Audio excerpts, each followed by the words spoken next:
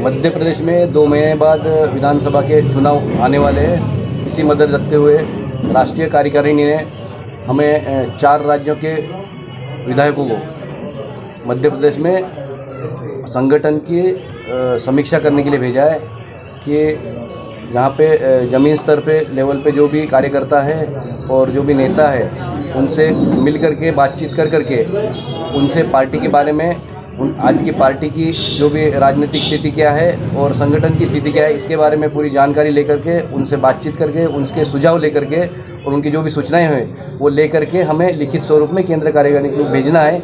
इसी कारण यह हमारी विधायक प्रवास यात्रा रखी गई है। हमें 5 मंडल का मैंने प्रवास किया। 5 मंडल में भारतीय जनता पार्टी की स्थिति अच्छी है। 5 मंडल में सभी जमीन स्तर के कार्यकर्ताओं से बातचीत की मैंने, वहाँ के लोकल कार्यकर्ताओं से बातें की, वहाँ के लोकल लीडर से बातें की, वहाँ के सभी क्षेत्र के जैसे व्यापारी है, उद्योजक है, डॉक्टर है, वकील है, सभी क्षेत्र के लोगों से बातचीत की और अभी के संगठन के बारे में क्या स्थिति है इसके बारे में जानकारी ली। 5 मंडलों का हमने बैठक लिया है जिसमें निवाली है, चाटली है, पलसूद है, खेतिया है और मानसेमल है।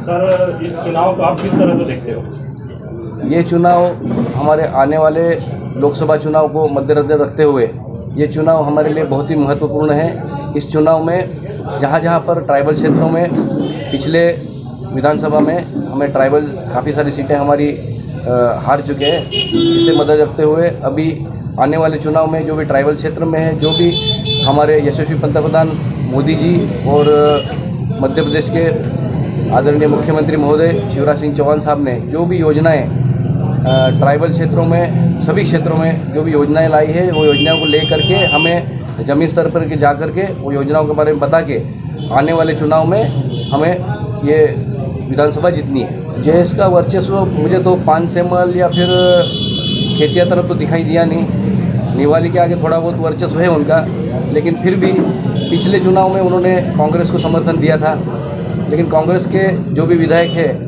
अभी वर्तमान विधायक है उन्होंने ऐसे कुछ काम किया नहीं, उनका भी कुछ काम हुआ नहीं है। इसी कारण नाराज़गी को लेकर के वो शायद उन लोग भी खुद अपने प्रत्याशी के रूप में पार्टी में सहभाग ले सकते हैं, आने वाले चुनाव में खड़े हो सकते हैं। पिछले चुनाव में विधानसभा में ऐसे बोला जाता है कि गुटबाजी हुई, मतभेद हुए, इसी कारण हम यहाँ की सीट हारे।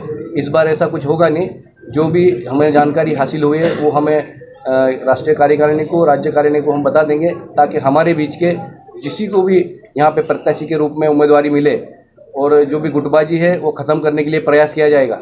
जी, मैंने देखा है जहाँ करके पूरे भारत में मध्य प्रदेश में जो महिला सबलीकरण को लेकर के योजनाएं हैं, जो लाडली लक्ष्मी योजना है, लाडली बहना योजना है, वो बहुत ही अच्छी योजना है। वो महाराष्ट्र में भी नहीं है हमारे और अन्य राज्यों में भी देश के कहीं नहीं है। ये बहुत अच्छी योजना शिवराज सिंह जी ने यहाँ पे मध्य प्रदेश में लाई है। इसको लेकर के बिल्कुल महिलाओं के बीच हम लोग कार्यकर्ता के रूप में, मंडल जो भी हमारे अध्यक्ष के रूप में, जो भी हमारे महिला कार्यकर्ता के रूप में हम लोग महिलाओं के बीच और जमीन स्तर के कार्यकर्ता तक जा करके ये योजना के बारे में बताएं कि हमें इसका फ़ायदा ज़रूर होगा। इस बार तो ऐसा लगता नहीं कि हम लोग यहाँ से हारेंगे, क्योंकि सरकार तो हमारी बनने वाली है। मध्य प्रदेश में भारतीय जनता पार्टी की सरकार बनने वाली है। अगर यहाँ से अगर कांग्रेस जीतती है तो यहाँ के लोगों का कुछ काम होने वाला है ही नहीं, क्योंकि पिछले 5 सालों में लोगों ने देखा है अगर हमारी पार्टी का यहाँ बीजेपी यहाँ से जीतती है तो जो भी विकास काम है, जो भी काम है यहाँ के सभी कार्यकर्ता भी काम होंगे और ये क्षेत्र का विकास भी होगा।